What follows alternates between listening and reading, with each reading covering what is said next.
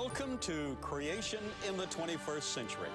I'm your host, Carl Baugh, founder and director of the Creation Evidence Museum in Glen Rose, Texas.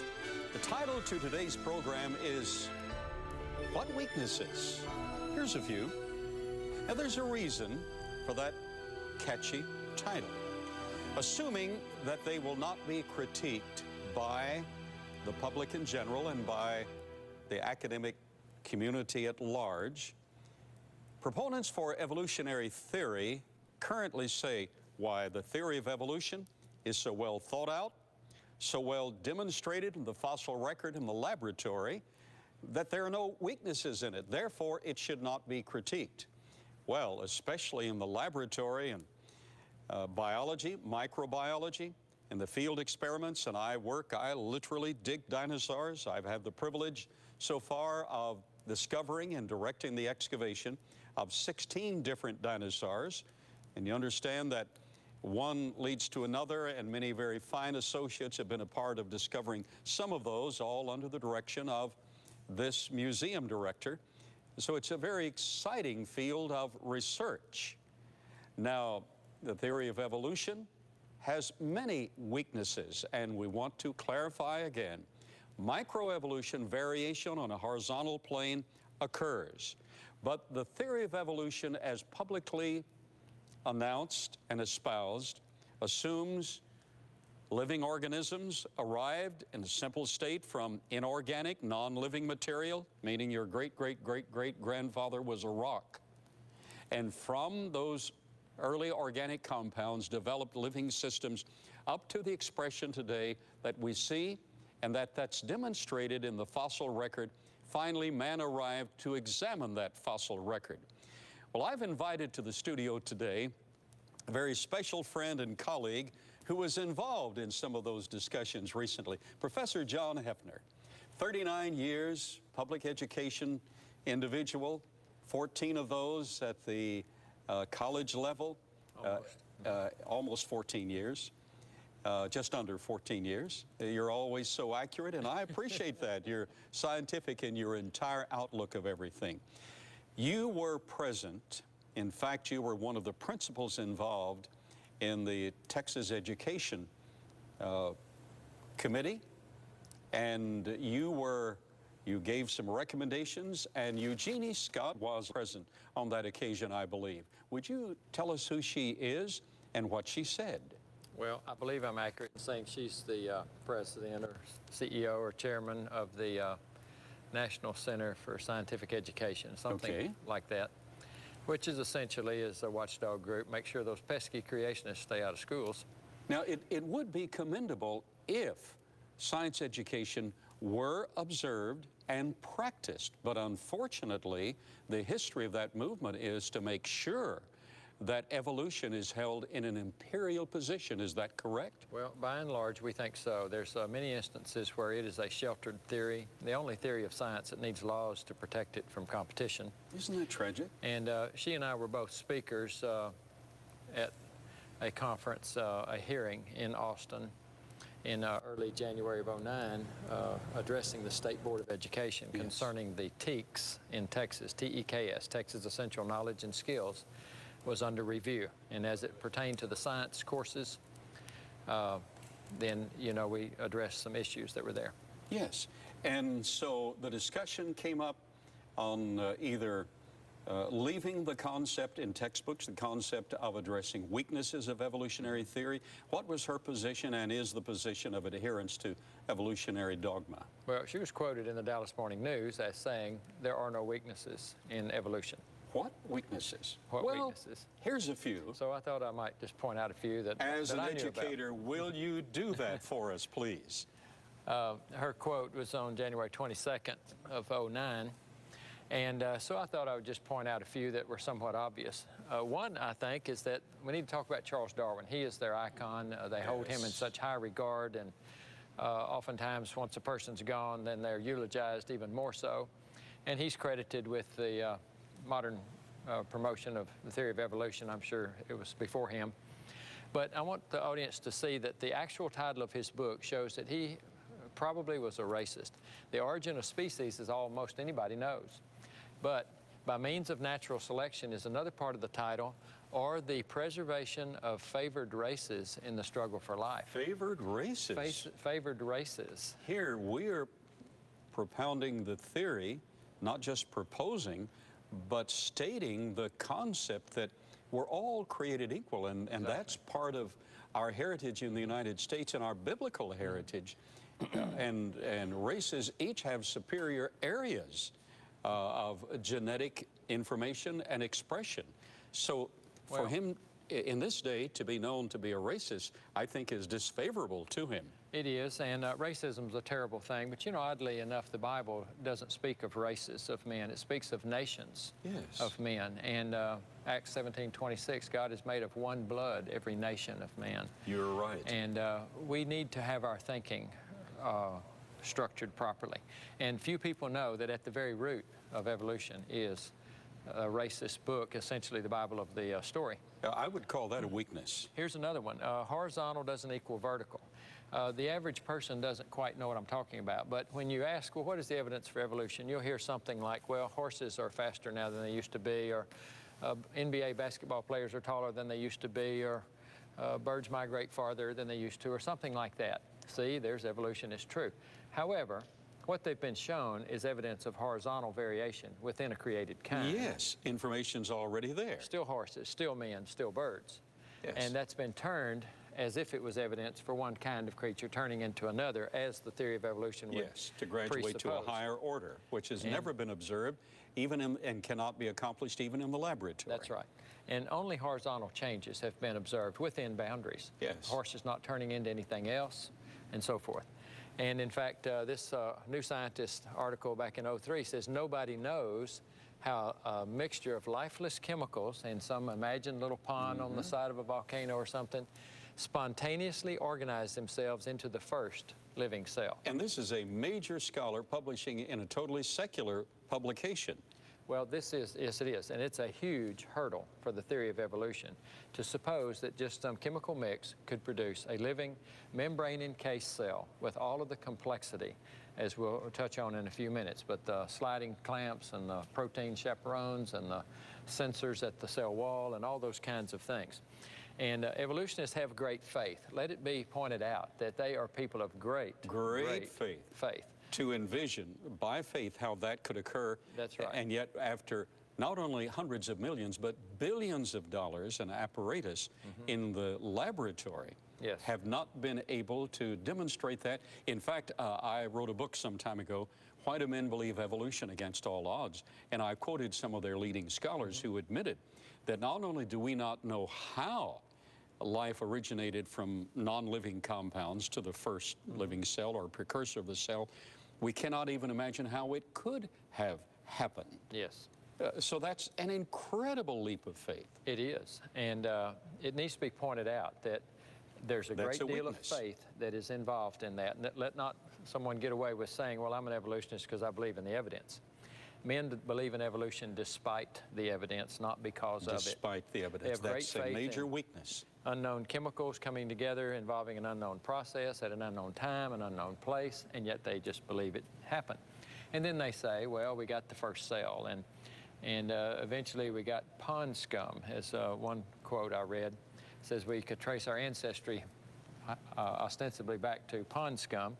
But see, evolution is all about information gain. Yes. To go from pond scum to, say, Einstein, you've got to have increased DNA information. And DNA is coded instructions. It's not just information, it's instructions on how to build something. Yes. Whether it's a physical structural part like a finger, or whether it's molecular or chemical, it is instructions, and it requires huge increases in DNA. Evolutionists believe this information arose from birth defects, beneficial mutations, they would say.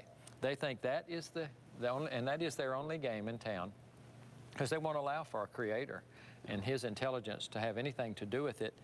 Well, the truth of the matter is mutations do not cause an increase in information. They only cause a loss of information. So hundreds of millions of birth defects produced Einstein. Well, they would say, because the pond scum has no DNA for lungs, say, or eyes or something like that.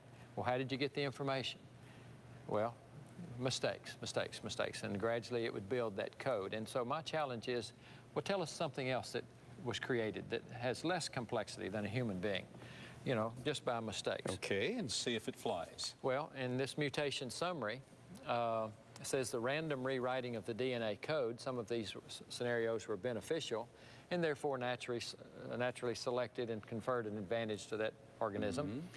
And here's the deal, though. Beneficial is a highly subjective term. Yes. Sometimes when asked for an example, they'll say, well, stunted wings on beetles. But are they beneficial? The beetle can't fly. Or not as well, but they say, well, he lives on a windy island, so it is an advantage to him because he's not blown out to sea where he's eaten. But hardly anyone would say stunted wings and mutated things like that is beneficial. So it's highly subjective as to what you're going to categorize as beneficial. Most mutations are neutral or lethal. Certainly. Sometimes just the slightest thing makes it lethal. A mutation's a birth defect. It always results in a loss of information. Always. So how are you going to have a net gain in information to go from pond scum to Einstein with losing information all along the way? It's a complete logical fallacy to think it happens, and it's time that that be pointed out as a weakness. As a major weakness. And it's illogical to go downhill for 1,000,000 steps and then up for 1 step and conclude that life somehow has an upward urge. Well, this is equivalent complexity. In the field of finance to saying, well, I'm only going to lose a few dollars on this product, but I'll make it up in volume. Well, you lose major, big time in the volume in the long run. Exactly. One of our great scholars on genes, John Sanford, the inventor of the gene gun. Now let's spend a moment on that. This is a major scholar, published scholar, Cornell University, inventor of the gene gun, so he's very knowledgeable in this area. We're not just pulling out of the hat some individual who might favor what we'd like for him to say as we talk about mistakes and weaknesses in evolutionary theory. So what does this major scholar, Dr. John Sanford, have to say? Well, in his book, The Mystery of the Genome, he points out that mutations are lethal, harmful, or neutral. And the term beneficial mutations is really just wishful thinking. Yes. Even single-cell life is extremely complex. And a very key point of this program today is we've never observed order and complexity arising from disorder by chance. Never. It always requires coded information or instructions on how to become complex. Specific coded information Very specific. Targeted for a specific body that will incorporate and apply it. That's right. And what we're actually finding, even when we look at single-celled organisms, is that they are an incredible world of designed nanotechnology, very small technology with complex circuits, sliding clamps, membrane pumps, protein chaperones, molecular machines, etc. This is overwhelming. In fact, just the energy that's required for a cell and consequently a whole organism to live requires the ATP molecule, adenosine triphosphate. And as it releases energy, it converts to ADP, adenosine diphosphate. But it is recycled back to the mitochondria where it picks up that other molecule. This is another long-chain molecule, like DNA is a long-chain molecule, with what they call a water wheel in the mitochondria, maybe spinning as much as 200 revolutions per minute. And in the course of a day's time, the process of accumulating that ATP, which is then used in energy production, the average human produces about 400 pounds of ATP a day. And if that was ever interrupted, the organism would die. Certainly. And it all had to be in place to begin with. Yes, and I just recently read that on Creation Moments email. Just some incredible things being revealed there about the complexity of the cell. Now, to suppose that could happen by itself, then I would challenge them to show us something simpler. Show us the little red wagon that just assembled itself by itself. Certainly. Or a space shuttle or something like that. Give them space to prove the point. That's right. But again, major weaknesses again and again. And the audience needs to know another of the weaknesses in evolutionary theory is that not only the complexity of these individual components of the cell, like the DNA and the nucleus of the cell, have to be in place simultaneously. The proteins have to be in place. The protein synthesis factory has to be in place. This area right here has to be in place because this gives zip codes to the cell. That's the endoplasmic reticulum. And that gives zip codes to each of the proteins, telling them where to go to manufacture other proteins. All of this has to be in place simultaneously, or the cell will not function. In a matter of minutes, it begins to die. So time is not on the side of the evolutionist. No. Time is the enemy of evolutionary theory, and that's a weakness to the theory. All of this has to be in place. Giving some numbers, and you're a mathematician, there are 60,000 proteins in approximately 100 different specific configurations in each of these cells. The mathematical odds that those could self-organize, and again, they all have to be in place simultaneously, or it won't function and it begins to die. So it doesn't get another chance. It's gone. The mathematical odds are as follows in the technical literature. 1 chance in 10 to the 4,478,296 power. Now, you're a specialist in that. Anything beyond 1 chance in 10 to the 50th has 0 chance of occurring, meaning one of the weaknesses of evolutionary theory is the mathematics involved. There is no way that could be logically and scientifically supported as having developed by chance. All of those, and that's those just the proteins. You add the DNA, the mitochondrial DNA, the RNA, all of that just overwhelms evolutionary theory. I'd call that a weakness, wouldn't you? I would too, and you know, it begs the question, why hold in derision those who have faith in a supreme intelligence that put it together when they in turn must hold faith that something to 10 to the millionth power, the average person, that doesn't mean anything to them, but there's like been said, I read in print, 10 to the 130th power of electrons in the entire universe that could be packed into it. That is a huge, huge number. Huge number, meaning a small, small chance, no chance at all. Right. And that needs to be exposed to the students. Right. Okay, weaknesses, what weaknesses? Pressing on, if evolution is true, then why do we find the abrupt appearance of complex life in the fossil record? We should find confirmation of the story that it started out simple, 1 cell, and gradually became more complex. And yet when you look at the Cambrian, which is the lowest level of horizontally bedded strata that has fossil life in it, we find great complexity. It's a sudden burst. It looks like an instantaneous creation of life. Yes. Another stasis. Another weakness. Stasis is another weakness. The law of nature is stasis, from which we get the word stationary, and remains the same. How do you know you found, say, a fossil lemur? It looks like a lemur. Animals don't change into something else, a totally different kind. Variations within boundaries, okay, but not in a totally different kind. Yes. We are able to identify it with Linnaean classification because it looks like that and it is consistent. Another weakness is the second law of thermodynamics, because it says that over time things don't get better, they get worse. And new barn or old barn. We know that. We have a mirror, don't we? And we can tell that the law of nature is that things deteriorate over time. There is no upward urge in nature. But that's a major, major factor in evolutionary theory, that somehow there's this invisible urge to grow more complex. Which is in violation of a very well-established law of science. Yes. Another absence is the near absence of transitional fossils. For example, if reptiles evolved into birds, as evolution teaches, then the fossil record should be mostly those in-between kinds, not the terminal kinds that you started with and ended with, but mostly the in-between kinds. That's why they're always reptiles and birds. That's right. We're always looking for the missing link. It's actually a missing chain. Yes. Not a single link. Yes. And if they'll be honest with the public, they would have to say that's right. We find fossils of reptiles fully formed and functional, fossils of birds fully formed and functional. No creatures with half legs, half wings, half eyes, half anything. And Dr. Chatterjee of Texas Tech University found in a so-called ancient layer fully formed birds when dinosaurs were barely evolving according to evolutionary theory. But that's just ignored. That's a weakness that is just ignored. Their own scholars have disproved the theory, but it's ignored in favor of a faith-based concept. I remember Smithsonian Magazine having an article in the early 90s showing trackways of birds, dinosaurs, and bear tracks, all there at the same time. Well, that blows evolution out of the water, but that's the facts that are recorded in the fossil record. Those are facts.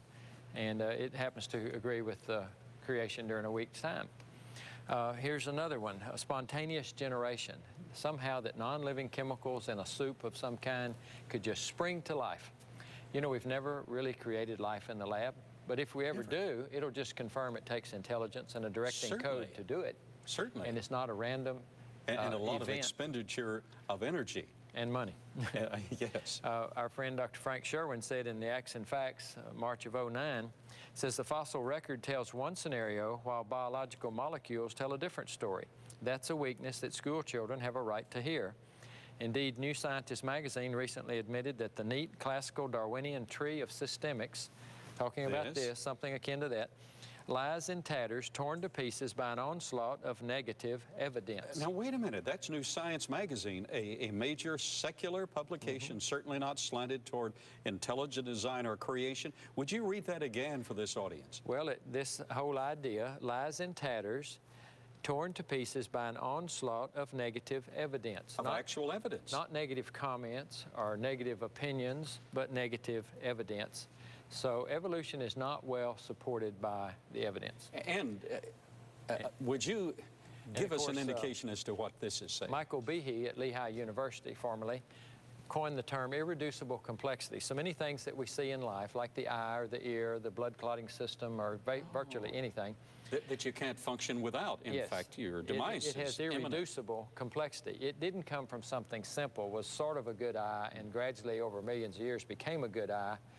It evidently was a functioning eye all at one time. You see, you've got to have it all to have it at all. Yes. All of the components, whether it's biochemistry or have it at all. Whether it's vision with the retina and the cornea and the lens and the optic nerve and rods and cones, and all of that has to work together right from the start, or you don't have a functioning eye. Yes.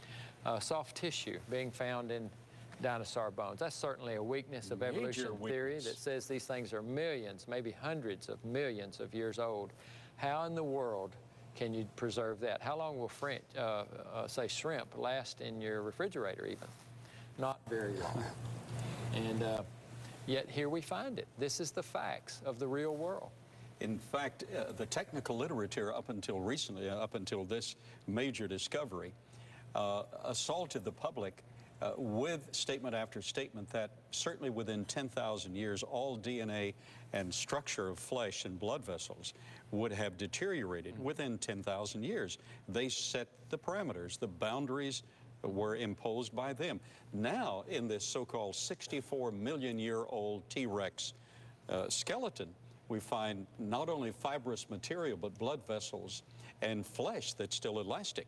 Now, the audience needs to know that we do not agree with those long ages. We believe all of this is within recent time, and that dinosaur got caught in the worldwide flood. Well, we need to point out again, when it comes to the past, no one has the past. We have ideas about it, and but these real long age things are very hard to justify scientifically. They certainly are. In the moments that remain, there are many, many weaknesses in evolutionary theory. You have listed some. Would you just run through those for us? The absence of vestigial organs that ostensibly are leftover vestiges of our evolutionary past, every one of them have been shown to have a modern purpose in them. The pineal gland and the coccyx bone and the appendix and different parts even of the human, the tonsils.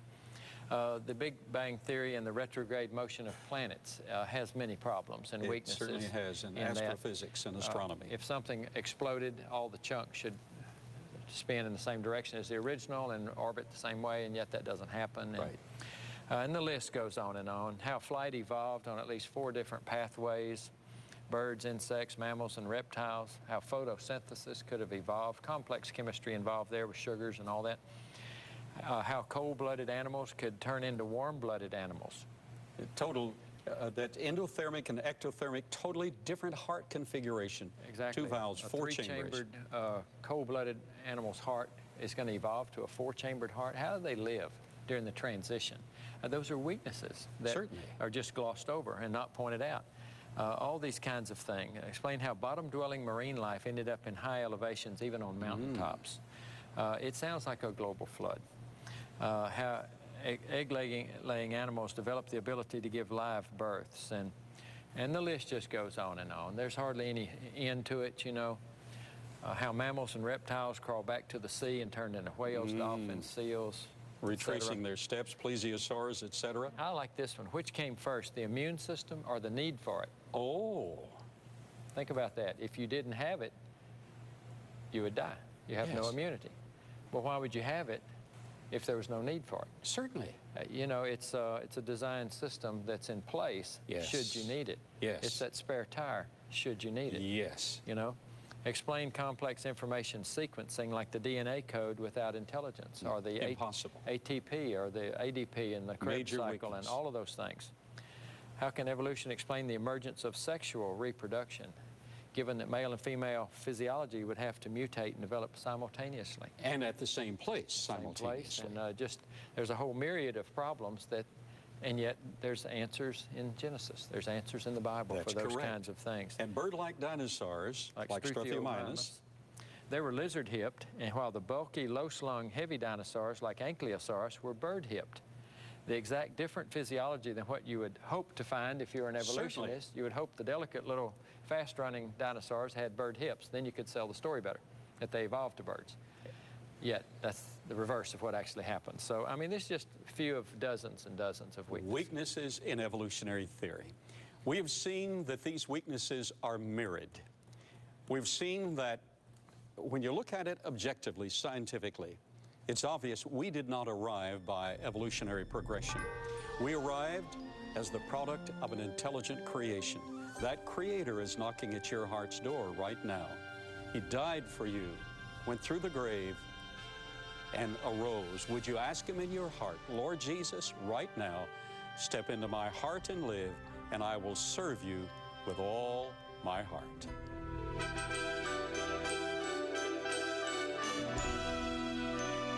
Creation in the 21st Century has been sponsored by Trinity Broadcasting Network, and only with your love gift of support can this program stay on the air. So write to Creation in the 21st Century, P.O. Box A, Santa Ana, California, 92711.